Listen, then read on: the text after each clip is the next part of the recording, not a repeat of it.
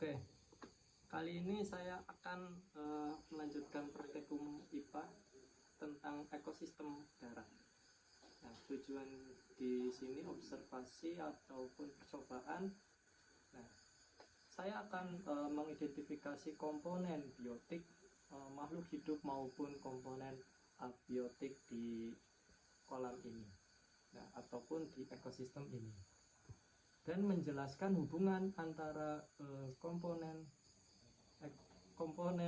ekosistem di lingkungan darat.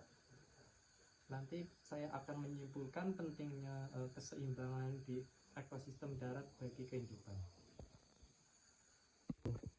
Ekosistem adalah hubungan timbal balik antara makhluk hidup biotik dengan lingkungan tak hidupnya atau komponen abiotik.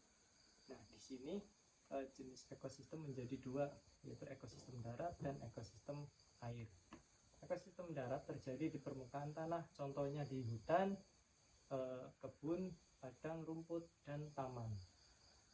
Nah, kemudian yang ekosistem air ini terjadi di air tawar, air laut, ataupun rawa. Di dalam ekosistem terdapat komponen biotik maupun abiotik.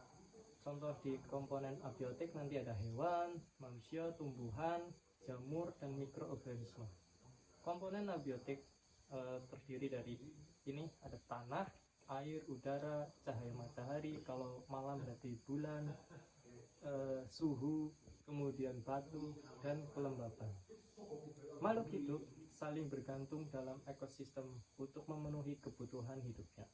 Contohnya ini ada makhluk hidup tumbuhan sebagai produsen, nanti akan dimakan oleh belalang sebagai konsumen satu, nanti juga belalang itu akan dimakan oleh katak sebagai konsumen dua, kemudian si katak ini akan menjadi makanan ular sebagai konsumen tiga.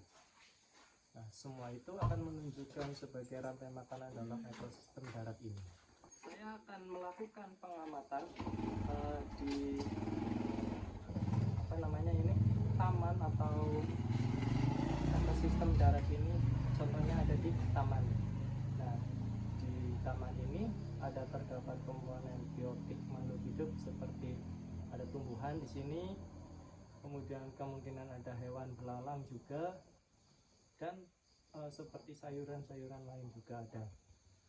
Nah, sedangkan komponen abiotik yang tak hidup di sini ada tanah, kemudian ada batu, air, kemudian ada cahaya matahari, dan udara ataupun suhu. Nah, hubungan antara komponen atau keterangan di sini, tumbuhan akan tumbuh dengan bantuan air dan tanah di sini. Kemudian tanah juga akan disuburkan oleh cacing yang akan menyuburkan tanah tersebut.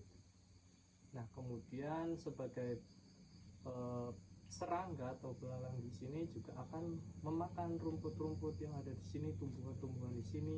Kemudian kemungkinan juga ada burung makan belalang tersebut pada ekosistem darat. Nah, kesimpulannya, ekosistem darat terdiri dari komponen biotik maupun abiotik yang saling berhubungan. Setiap makhluk hidup saling bergantung pada komponen lain untuk bertahan hidup. Jika salah satu komponen ini rusak atau hilang, maka keseimbangan ekosistem akan terganggu. Terima kasih. Sekian dari